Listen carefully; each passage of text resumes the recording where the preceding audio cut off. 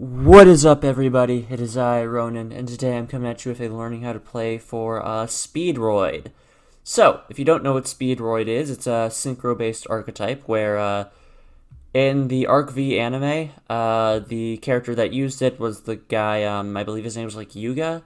I think it was Yuga, who used the Crystal Wing stuff. That's about as most history as it gets. But to go a little further in detail into the deck, I did take a little longer this one because I struggled with this one a little bit. I'll say it. I did struggle with this one a little bit. I still think the deck is far from perfect, but I think this is a workable version at the very least. So the idea is basically almost everything special summons itself or contributes to special summoning something else. So a good way to go over it is just sort of like, how does everything special summon itself in the Speedroid archetype? So, starting with Passing Glider, which special summons itself if there are no monsters on the field. Wind, which you can discard it, and a wind monster in order to search a wind monster from your deck with 1500 or less defense, which is almost all of our stuff except for like Passing Glider, so that's fine. But no, it also helps with graveyard setup, which is very good for this deck. Rubber Band Plane, which special summon itself when you special summon another monster, except during the damage step. Yo-Yo, which does not special summon itself, but on normal summon, special summons a level 3 or lower Speedroid from the grave. Terratop, which special summons itself if you control no monsters, and on summon it has the effect of searching yourself a Speedroid from your deck to your hand. Din Din Daiko Duke, which banishes itself from the graveyard to special summon a tuner from your hand or grave. Car Turbo, which special summons itself if you control a wind monster. Magic Hound, which sends things to the graveyard like your Din Din Daiko Duke or your Duplicate, which will allow you to extend further, as well as shuffling things back into the graveyard while it is there in order to summon synchros from your deck. Takatomborg, which special summons itself if you control a wind monster and by tributing itself can bring out a Speedroid tuner from deck. Marble Machine, which has the ability of searching a Speedroid monster on normal summon. And Red-Eyed Dice, which, while not really contributing to special summoning, well, I guess it contributes to synchro plays. Whenever it is normal or special, you can target a Speedroid you control, except for itself, and modulate its level between 1 and 6 till the end of the turn. Additionally, in our spell traps, we have Speedroid Roulette, which is a quick play spell. You activate it by discarding a card, then you roll a 6-sided die, and you're able to summon monsters from your deck. That's total level equals the number rolled, up to 2 monsters. However, their effects are negated, and if you cannot summon, you take 500 points of damage times the number rolled on the die. So you can use this to basically just get any 2 monsters out, or if you get really unlucky, you can get out a Red-Eyed Dice, so there's not much downside to it. Speed Recovery, which is Speedroid Monster Reborn, and Duplicate, which, on top of being a target for Magic Hound, in addition to Din Din Daiko Duke, is able to banish a Speedroid from the grave to bounce something your opponent controls, or you can target a Speedroid, reduce its level by 1, and then special summon this card as a level 1 tuner. However, that is once per duel. And the idea you're going for with this deck is just recycle your monsters as much as possible, and I wasn't able to really figure out a linear combo to go with on this one, but outside of, like, I guess, summon Terratop, because that's a 1-card Crystal Wing, but it's really just what can you summon and recycling Red-Eyed Dice to get the levels you want. In order to help support that, obviously we already went over Win. We have Upstart Goblin, because this deck does prefer to go first and doesn't really OTK. Foolish Burial for further graveyard setup, and then free Infinite Impermanence in order to be a hand trap or a set trap, because we go first in this deck.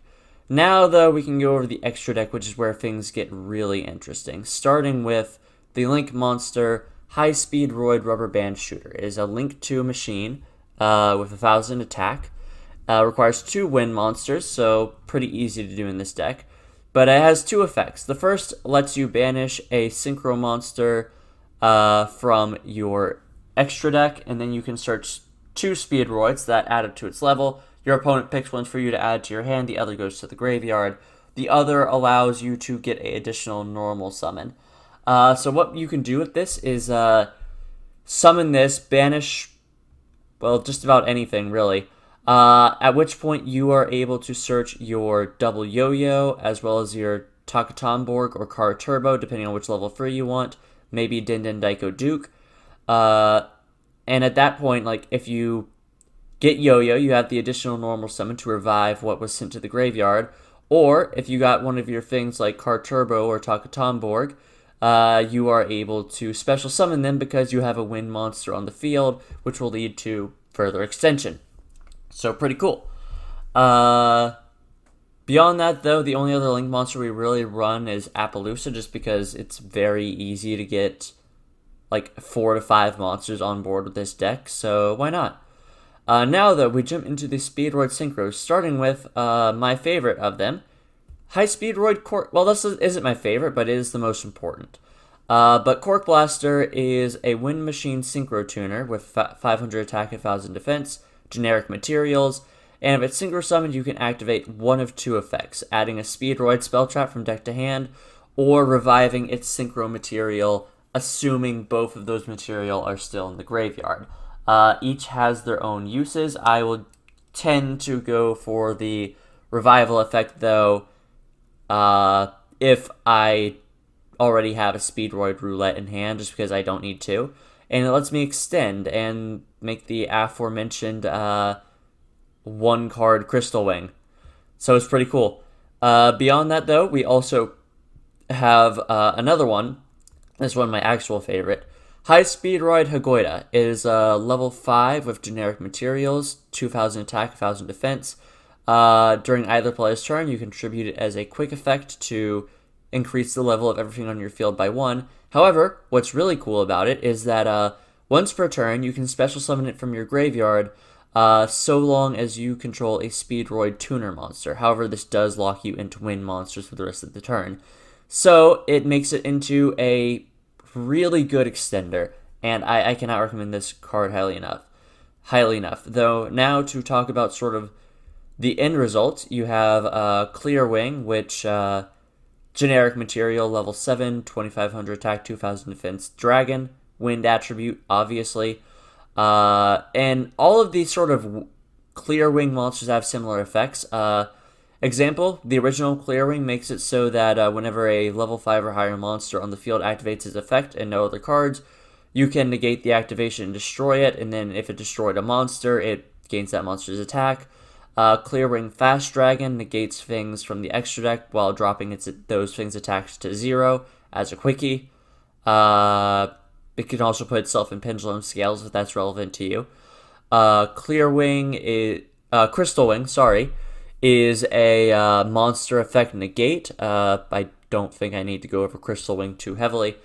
Then we have the sort of newest of the wing cards, High Speedroid Clear Wing Rider. It is a big beefy boy with 3500 attack and 2000 defense. Requires a wind tuner and a non-tuner wind synchro. This tuner can be a synchro monster, though, which is why Cork Blaster helps us with that. But it is level 11, so not the easiest thing to make. However, it lets you, once per turn, roll a 6-sided die, return that many cards from your graveyard to your deck, and then you can pop that many cards on your opponent's field, which is pretty great, because it then means 500 attack for each card popped in this way. And during the opponent's main phase, as a quick effect, it contributes itself to summon 2 level 7 wind synchros with different from your extra deck, which could possibly be, Clear Wing and Fast Dragon, because, they both sort of negate things. Another option we have to go into is our Baroness de Fleur. It is a generic level 10 wind synchro warrior. It has a once per on-field presence Omni negate, as well as the ability to shuffle itself back into the extra deck during the stand fight to summon a level 9 or lower monster from your graveyard. So, yeah, it's pretty good. You can definitely loop this card a good bit. There are dedicated decks to it, and I'm not playing it this one, but it's a very good alternate target. And I guess the last major, we end on this synchro we have is High Speedroid Kite Drake, which requires a wind machine tuner and one or more non-tuners. And when it's special summoned, it can activate one of two effects. It destroys everything else on the field, or it negates everything else on the on your all face-up cards on your opponent's field that are currently there. And if it's sent to the graveyard by an opponent's card, it floats you into searching the Speedroid. So it's not bad. Yeah, beyond that, though, our synchro monsters are kind of just utility picks and extenders. Like, we got Wind Pegasus at Ignister because of its graveyard effect, as well as Spell Trap popping. We have Chanbara in case we ever feel like, we're going second and we have the chance to hit him really hard. And then we have Kendama just because it can burn opponents for a game, and if it's in the grave while you control no cards, you can just special summon it. However, you can't normal summon or set the turn you activate that effect, so it's definitely a last resort type card. Our side deck is pretty basic. We have the Lightning Storms in case we want to go second, Ash Blossom in case we need to shut some shit down, Cosmic Cyclones for spell trap removal, Burial from the Different Dimension because this deck does do a good bit of banishing, and sometimes it can be nice to recycle your Din Din Daiko Dukes, a Red Reboot in case we end up in a trap-heavy matchup, and Limiter Removal in case we want to get cheeky with Chanbara OTK, I guess. But yeah, that's the deck. Like I said, I really don't think I've cracked this one super well. I gotta be honest about that. But I did have fun playing it, and I don't normally do combo decks, so it was definitely a bit of a learning experience, though it is definitely one I might want to revisit in the future. But yeah, if you're new here, we just go over a replay or two. I show you what the deck does, what it doesn't do, what I liked, what I didn't like, etc., and so forth. And yeah, all that being said, I will see you guys in the replay. Alright, welcome to the first replay against Kyoko. We are Tab, as per usual. And this game right here is kind of going to represent, like, our ideal play. There is one more replay after this where we do manage to do some cool stuff. But this is representative of the current ideal play of the deck. So let's go ahead and jump right into it. So we are going first, as we prefer. We are going to go ahead and start by activating Wind the Wind Charmer, dropping our magic hound to get our Terror Top, which we will then special summon. I'll start first for the Imperm. That's going to let us obviously search and summon Takatomborg. Takatomborg tributes for the Red-Eye Dice. Red-Eye Dice modulates the level, allowing us to make our Cork Blaster, which we can then revive our Terror Top and Red-Eye's Dice. Red-Eye's Dice modulates again on the Terror Top in order to make our Hatoiga, which is then going to be used with Cork Blaster to make our Crystal Wing. And then at this point, we still have our normal summon to make another good monster, which we're going to do by summoning our Magic Hound. Magic Hound's going to dump the Duplicate, which will target the Hound, then go into the Rubber Band Shooter, which we're going to banish Pegasus at Ignister for, giving us the double Yo-Yo and a Car Turbo in the grave. After this, we're going to activate Rubber Band Shooter's effect to summon our double Yo-Yo, which will allow us to re-revive our Red-Eye's Dice, which will then put a tuner on board, letting us resummon our Hagoida, at which point we're going to go ahead and go into the Baroness de Fleur, setting our Imperm, and passing the turn. So we are now ended on one Omni Negate, a Monster Negate, and another Monster Negate, as well as being set, so potentially a Spell Trap Negate too, if they do zone placement bad. So we are in a fairly good position here. However, our opponent is going to go ahead and try to summon the Dragon Maid Parlor. We're going to go ahead and Imperm that so he does not get the dump, as well as setting it up so this column is negated. Pretty good. Then we are going to continue. He's going to make the Almirage. Go ahead and try to activate the Dragon Maid Hospitality to, I'm assuming, revive his Parlor.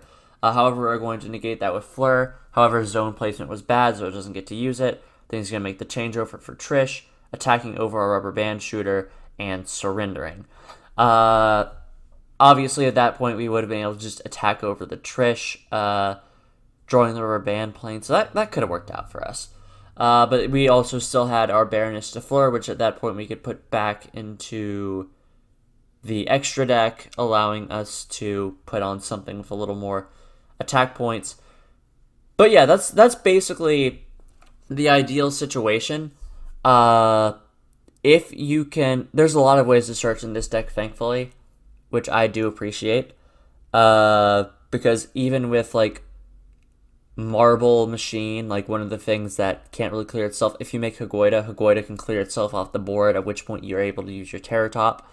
That's pretty good. So that's the ideal situation where we have access to Terror Top. Next time, though, I'm going to show you a situation where you do not have that access. I'll see you guys there. Alright, going to the second replay with Sudiko, as per usual, tab. And we are playing against Red Eyes, who has opened Double Storm, so that's going to be very fun for us. But anyways, let's get right into it. So we're going to go ahead and start. Because we control no monsters, we can special summon our Passing Glider, activate Roulette by dropping our Passing Glider, roll to free, so we get those two, which thankfully will help us make Cork Blaster, but we do have to do the search because we use Marble Machine. We did have our normal summon, though, so we're able to summon the Red Eye Dice to go into Hagoida, at which point we're going to make our Rubber Band Shooter and activate its effect by banishing Pegasus at Ignister, getting the Magic Hound, double Yo-Yo in the grave. We activate that for the next normal summon. Magic Hound's going to go ahead and send the Din Din Daiko Duke, which is going to revive our Red Eyes Dice and modulate, at which point we're also able to summon our Hagoida, making our Omni Negate and passing. So, that is not exactly a great turn one. Like, at the end of the day, we only really did put up one negate plus an Imperm. However, that is still one negate, which we were able to get to with a fair bit of consistency. And it actually would have worked out if our opponent hadn't opened Double Storm, because, wow, that's Double Storm. Not many things can play through that, unfortunately. So we did negate the first one, though. Gonna blow up our board, summon the Red Eyes Iron Knight, attack directly, pass it up.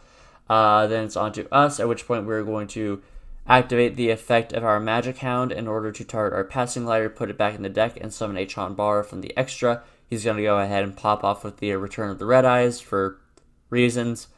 So we're going to get our Chanbara on board, activate the Roulette by discarding our Imperm, getting two more monsters on the field, at which point we're going to remake Rubber Band Shooter, getting rid of the Fast Dragon, getting a Marble Machine, which is pretty great for us because we can now search the card Turbo, special summon it, and now we have a tuner, so we get our Hagoida, which is going to allow us to go ahead and make our Crystal Wing, and then with the effect of our Chanbara, we're able to get back our Magic Hound, which we're going to go ahead and use for another normal summon, sending a Duplicate, targeting it, going to go ahead and make our Cork Blaster, which is then going to let us search the Speedroid Spell Trap for next turn.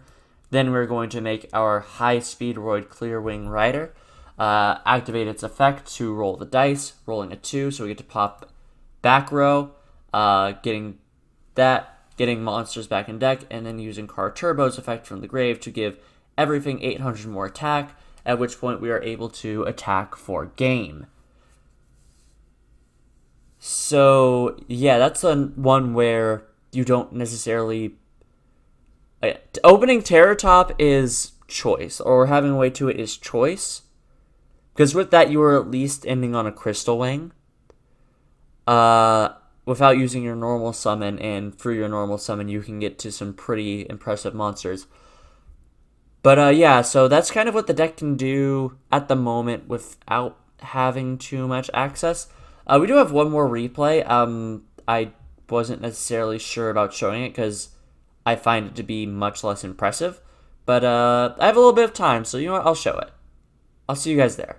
Okay, welcome to the third and final replay with Z. In this replay, we are going second, which is thankfully fine because we opened up our hand trap. But yeah, our opponent is playing the red resonate. They're playing like resonators, red resonators. Like the Red Dragon Archfiend deck. It's pretty cool. But yeah, so let's go and get right into it. So our opponent is going to start out with the Resonator call to search the Red Resonator, which they will summon to go ahead and get out Witch of the Black Forest. Witch of the Black Forest effect will proc, as well as Red Rising Dragon, which, hot tip, because most people don't use this deck, if you stop the Red Rising Dragon, they have no plays. So we're going to stop the Red Rising Dragon, so they will not get to revive their Resonator, and they just kind of have to pass on that. However, it's now our turn. We're going to activate the Upstart Goblin, activate the Speedroid Roulette, putting a turbo into the graveyard, getting 2 more monsters, which is going to go ahead and allow us to summon our Duke, make Hagoida, making the Rubber Band Shooter, banishing Pegasus, to go ahead and get a Takatomborg, as well as use the normal summon to summon our Passing Glider, and when Passing Glider is normal summoned, you can revive a level 4 or lower Speedroid from the graveyard, which we're going to use to summon our Red-Eyed Dice, which will allow us to modulate, and then we're going to summon our Car Turbo, that allows us to summon Takatomborg, and Hagoida can now come back. However, Skullmeister will be activated, stopping our Hagoida. We're going to make the Cork Blaster, go ahead and research the Duplicate for its other effect. Go ahead and pull out our Kendama, using Din Din Daiko Duke to bring back that, which we're then going to modulate to once again make our Clear Wing Rider, clear his board, because even if we roll a 1 here, get some stuff back, and attack for a little bit of big damage. Then we're going to set the Duplicate and have our opponent go. At which point, as he enters the main phase, we're going to go into our monster negates because our opponent is reliant on the Red Rising Dragon effect. So we could just negate that and basically stop his whole day. He's going to get the Red Sprinter and then surrender. So, yeah, again, I don't think that was nearly as impressive because, like, it's Reds. That's not exactly a competitive deck, or even a really good casual one. But basically, that's just, it does go to show that Clear Wing Rider is, also a kind of cool going first option if that's all you can make. But yeah, so that's basically all the really good and show-offy replays I got for this deck. Again, I really don't think I have got this one fully down. I don't think the list is there. I don't think my technical play is there.